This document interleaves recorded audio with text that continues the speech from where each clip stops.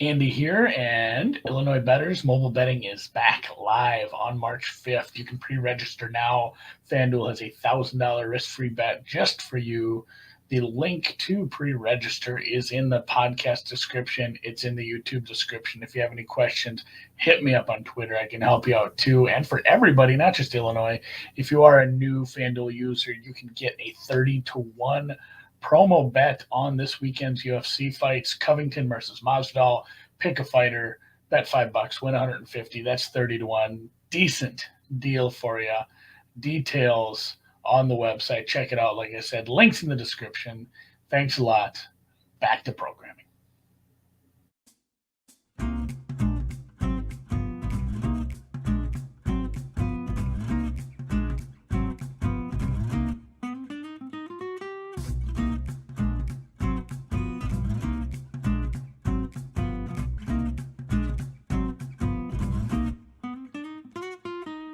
Hey, welcome in to Brown Bag Bets. Matt's back. I'm back. Alex is still gone. He'll be back next week. Hopefully, you had a great Wednesday. Golf is underway. Golf is on the TV for me. I'm enjoying this already. And actually, I don't know. Maybe I don't. I'm not fully responsible for this because I will never take any full responsibility for anything. But may have turned Dan into a golf degen. Like he bet The way he was talking before the show, I think you're right. Yeah, like I didn't even bet on Puerto Rico. And not only did he bet on Puerto Rico stuff, he bet on the Kenya Magical Open Challenge too. So there's a little bit of a degen streak in him. Maybe when it comes to golf, and golf is fun too. If you are, more of the casual looking for a lottery ticket or two, because you can absolutely just take some real long shots in that one.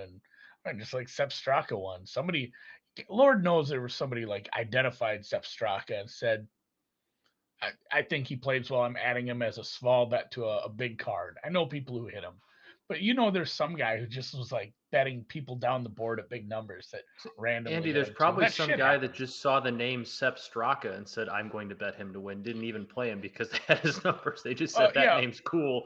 Look at his odds at, whatever, 100-1. I'm going to take or it. or they went to Georgia and like, oh, this guy played for Georgia. Like, I'm gonna bet on Bulldogs.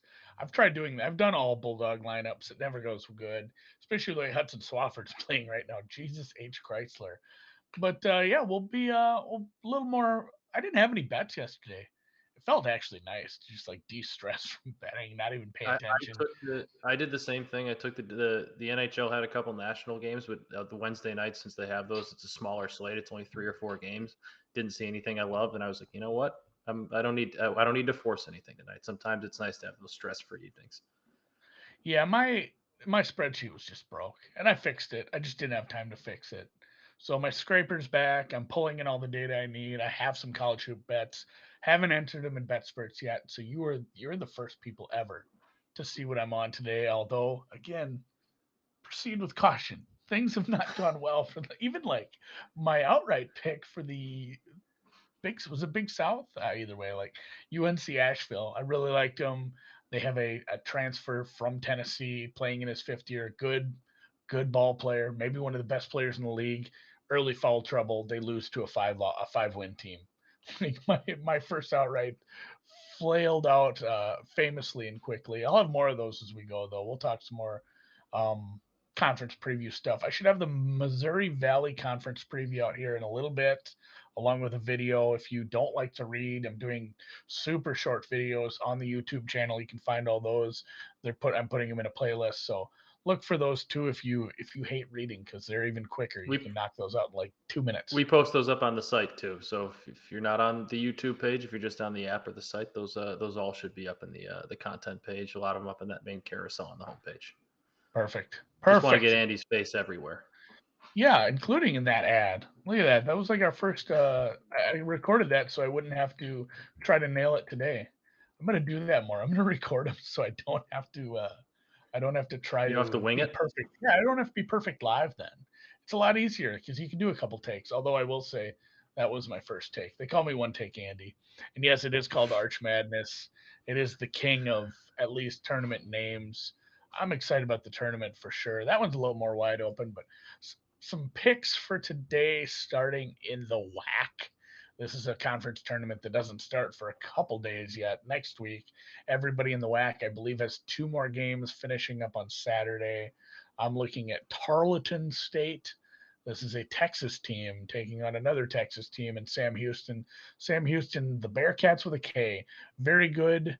They are one of the top, I don't know, 4 or 5 teams in the league. Tarleton, more of a middle of the pack team, but I think they're getting a few too many points here, especially based on where I have Tarleton's offense. I know their defense does stink, but I think they can score with this team.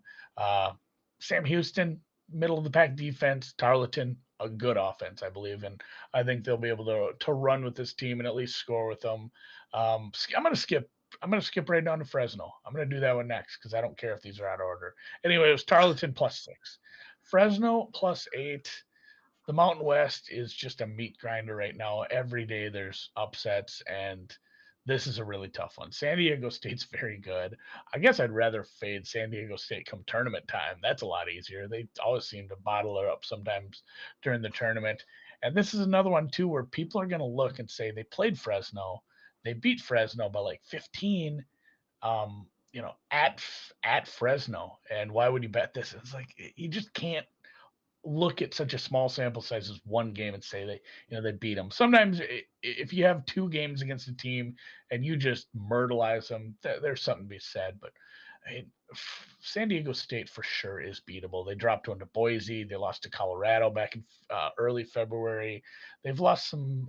They've lost to only good teams really, and Fresno is right there. Like I don't think there's a huge gap between some of these super top teams and then your next tier. Like UNLV is probably dangerous in the Mountain West Conference tournament, and I think Fresno probably is a little live there too. It is just this is going to be a horrible, horrible game if you like baskets. I'd have to look what this total is, but I think it's the two top defenses in the league, and then San Diego State is a bottom 5 offense again, just in the conference. Fresno probably middle of the pack, a little higher. So I think, yeah, two really good defenses. Fresno with a slightly better offense, getting that many points. I'm going to take it even on the road here. 116. AJ Donaldson says yes. Jeez. If I, without even looking at my model, I couldn't possibly bet an over in that. Like I should. In fact, you know what? We're just going to take 5 seconds, and I'm going to go look at what my score projection for this one is. So Mr. Fresno State looking out. I will Yeah, ask. I I'm heard you I'm talking a about the Mountain West yesterday. Like, is that like a team that, or is that a conference to watch out for come tournament time? Are they going to get a lot of maybe 3 or 4 teams in and surprise some folks? Because you said fade San Diego State maybe in the tournament. You've also oh talked about I how meant good that conference can be. I meant Okay, in in the their Mountain West conference tournament. tournament. Gotcha. Yeah, I've had Gotcha. fun doing that every year. Although they're very very good, but Colorado State, Boise State, Wyoming are right there. They probably get 4 teams in. Like Okay. it's wild. The Mountain West is going to get more teams in than the Pac-12. They are the Wow. true dominant force out in the West right now. So keep And an eye on them in the NCAA tournament then, oh as yeah, as, no, as upset teams, they're some very fun underdogs. teams. Yeah, there's some very good players. Maldonado, Wyoming's been fun. I love the Big West. There's a good, or excuse me, the Mountain West. There's a Mountain good West. matchup on every night. I said Big West because I'm also betting UC Davis, the Aggies of Davis, California, taking on a surprise Long Beach State, who is a lot better than I guess people expected them to be this year. I feel like the market has caught up a little. They lost a couple of games here to some of the better teams in the league, the Santa Barbaras, the Irvines. They did beat up on a real bad UC San Diego team, and Northridge is just hopeless at this point. So I mean, they're beating up on the bad teams, but it's been a while since they played a good team. Like I said, Santa Barbara and Irvine they lost to, but before that, maybe I guess Fullerton was at home. They hadn't really played a tough team since Santa Barbara on the 13th in a home game there. So not that UC Davis is tough. I just think Long Beach's market has gotten a little high based on beating up on bad teams over the last, I don't know, 5, 6 weeks here. And UC Davis is a squad I like here just based on Long Beach's offense. Not that great. It is a defensive team. They really, really, I think it is the best defense in the Big West right now. and UC Davis's defense not right there. But Davis is a better offensive team. I have their efficiency a lot higher. I actually have them above Hawaii and Fullerton. I have them second in the league on my model. So I think it is a team that can score on a tough defense here, but it's just too many points again. So 3 dogs for me. UC Davis plus 9. Oh, excuse me. Yeah, it says 9. I That's not right. I That's my fault. I typed that in. I was going to ask because I saw a couple comments.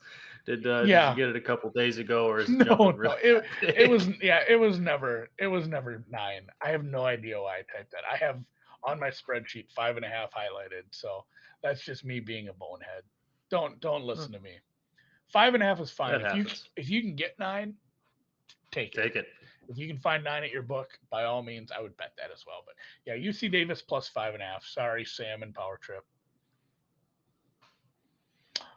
So you didn't bet any hockey yesterday? How did it go the other night? Nothing. 2-2, but one of the bets that But hit was the yeah, no, I was gonna say, but one of the bets that hit was the plus 146 Nathan McKinnon goal score. So I yeah. mean, 2-2 with a plus 140, 146. I take that as a win. That's what I'm saying. I, I knew how it went. I just yeah. wanted you Oh, to I know. didn't know that. I didn't know Yeah, you know no, that. that's Usually, why I I threw in the butt. You had a big did you plus take money any? winner. Did you take any of the action, the picks that I threw out? Just the goal scorer. Hey, you know what? There you Yeah, go. I know. The I over was I wondering. got I didn't the want to over brag I about gave that. out. Like I was want to know. The over I gave out with your Wild, and I say you're Wild. I know you're not a very massive Minnesota Wild fan, but the Flames did their part in getting to the 6.5. They scored 5 goals, and the over still didn't hit. It was a 5-1 game. So there were a couple tough luck losers in there that I couldn't really be too mad about. But I'll take 2-2 with a plus 146 winner. But Oh, for I sure. got I got another 4 pack tonight, which the blog is up. It's a little bit bigger of a slate. There's like I think five or six games on it tonight. Florida Panthers, who have been one of my favorite teams to bet on all year. They're a Dan usually texts me with these, slacks me with these in the morning when you see -2.5 favorite, but there were 3 of them today. So I don't think he sent me any. The Panthers are a -2.5 favorite. I wanted to try and find a way to get some value on them at home against the Senators. The Panthers going into this recent homestand were 23-3 at home. They have lost 3 straight at home for the first time this year and really in a long time. But they're generating a ton of offense and a ton of shots in those last 3 games, those last 3 losses. Out shooting opponents, it's 137-83. They have 40 plus shots in all 3 of those games. So they're getting offense. They're generating offense. They're generating chances. They're scoring. It's the defense and the goaltending that have let them down a bit. Alexander Barkov is their best all-around player. He's got 49 points in 40 games this year. I think 3 goals in his last 4, 4 in his last 6. He's a big part of their power play. And Ottawa is not very good, so I would expect them to be they're also a banged up team without a couple guys from expected to be without a couple of top 6 defensemen tonight. So that's a recipe to see a team go to the box a few times. If you're out a couple of defensemen against a really good fast team, you're going to take some bad lazy penalties or some penalties because you're slower. Barkov's a big part of the power play at plus 120. With how productive he is offensively and on the power play to score one. I like those odds tonight. Same thing with the over. I mean, I just kind of talked about it there with the Panthers. While they've lost 3 in a row, they're generating shots, they're generating offense. Ottawa is a team that has been able to score a little bit this year too, but they're also without those defensemen. So you think Florida is going to get a ton of chances. They're also not playing very well defensively or in net right now. And I forgot where I saw it, and I wish I screenshotted the tweet, but I didn't. It was before I gave out. I think it was an over 7 in a Columbus game last week. But overs 7s in the NHL hit at something like 65% of the time. Those bets really tend to pay out. The over's that high for a reason. So usually when you see that over, it's a pretty good idea to take it. So I like that over. I think the Panthers can get pretty close to that themselves tonight. Hurricanes Caps over 6. Andy, I know you like overs, so I try to do as many overs Yeah, as I I'm can just gonna find. parlay I like tonight. these. Yeah, there you go. I Uh, might just play the grand salami. there you go. I love doing that from time to time. Hurricanes Caps over 6. The Hurricanes have been in this trend of overs on the road and unders at home. They are on the road tonight. I think 6 of their last 8 road games have gone over 6. Capitals, I think 3 of their last 4 home games have gone over 6. The Caps are a little bit banged up defensively. So this is just following some trends. They're two really good teams, and the Hurricanes tend to score a little bit more and give up a little bit more on the road, which makes sense because they have the long change twice. I'm sorry, they don't have the long change twice. They have last line to line choice, whatever you want to call it, matchup selection. So I like that over there. And then Flames against the Canadians were another -2.5 favorite that I just wanted to try and find some value on. I don't usually like betting first periods, but Calgary's on a hell of a run. They're playing really, really good hockey, especially on the offensive end. They're 15-3, and I think it is in their last 18. And their last 2 games, both against the Wild, they have scored 3 and 2 in the first period, respectively. So they're outscoring their opponents, I think 5-0 or 5-1 in the first. Flames are at home. Montreal's bad. They're just a really bad hockey team, and the Flames are playing really well. I like rolling the dice at pretty close to even money there that the better team's going to come out hot at home and net 1 or 2. Buddy. So. I like that at first period. It makes me miss Alex less because he does first quarter stuff. It's like the same thing. I love a derivative. People do love shit like that. I was talking to Randall last night on the deep dive about Vegas in March. I said anyone who's like 21 through 25 in the sports book, if you went up to them, guaranteed they have one of those first to 15 points tickets on like the next game that's tipping off for March Madness. Like the young kids love those ones that they can't wait for a game. They don't want to watch 2 hours of basketball to settle a bet. They want the underdog to run out to a 15-10 lead and then lose by 30 and just go and cash their first 15 ticket. And that is funny. That's Patrick says that's a baseball total. Yeah, 7's a lot. And It's I think a lot. it does get in your head a little like, oh shit, that's a lot of hockey goals. But there was another one the other week that it was last week, the week before. It was an over 7.5, and I think it was Columbus and somebody might have been Columbus and Toronto or something like that. But it was like, I don't know if that's so high. I don't know if I can bet it. But then you look at the numbers and you look at the teams and you're like, no, there's a reason it's that high. Vegas thinks it's that high because it has a pretty good chance of hitting that over. Like they don't make totals that high if both teams aren't really capable of scoring a lot and capable of giving up a lot. So I think that that Ottawa Florida game tonight has a pretty good chance of hitting that over. Like I said, I think Florida can get pretty close to it themselves the way they're playing. I'm down. I'd bet an over 8 if you told me to. I ain't scared. Hey, some golf. You know what? There's alt overs, Andy. There's alt overs. There are alt overs. I do that shit with football. So, golf real quick. I didn't have a lot out. It's just the conference tournament week. It's really screwed me up. I have a lot more time next week. I think I say this every week. I need to just get up earlier in the morning apparently, or stay up later. But just one bet. I tweeted out a Corey Connors bet earlier. I wanted to put it on the show, but it starts like 4 minutes ago. So I'm like, either I do golf immediately and say, hey, this starts in like 6 minutes, or we just leave it off the show. So I only have one bet. It is another first round matchup bet between a couple of.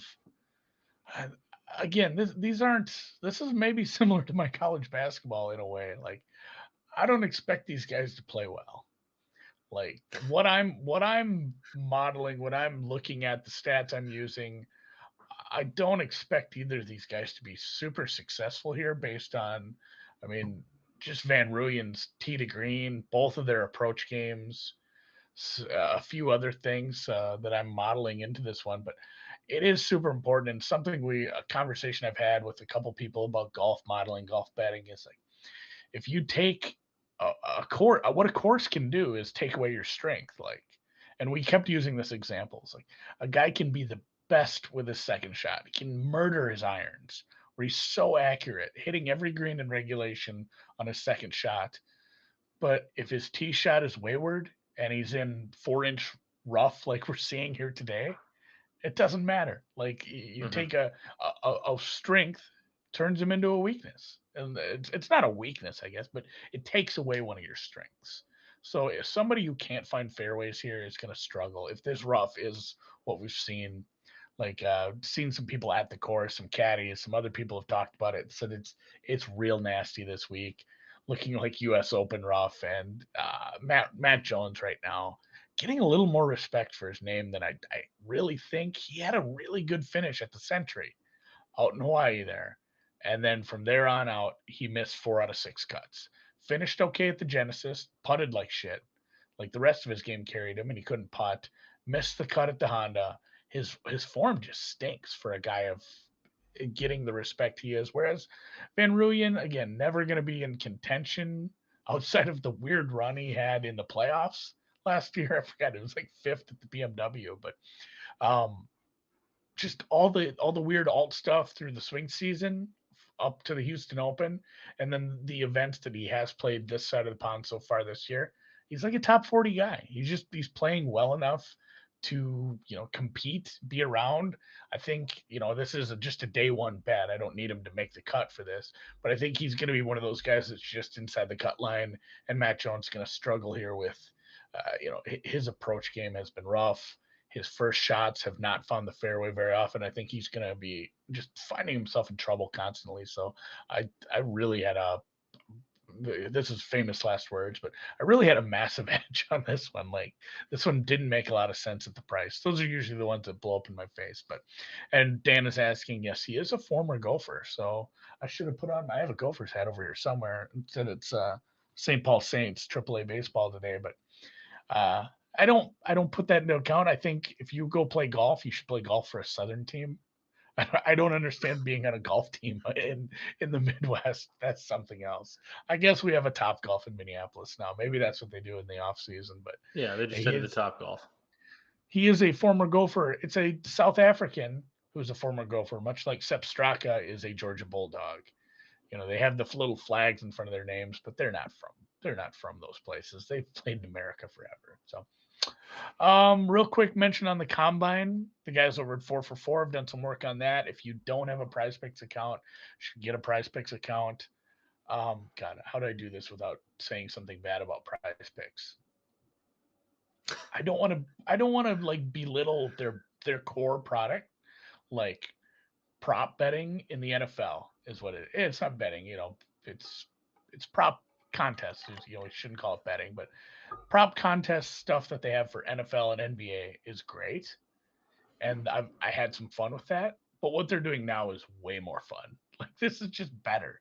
Like they have a bunch of over unders on combine times, on 40 times. They have the golf stuff they're doing week in and week out with like it's not just the matchup bets and stuff you get on your sports book. It's how many fairways will this guy hit tomorrow?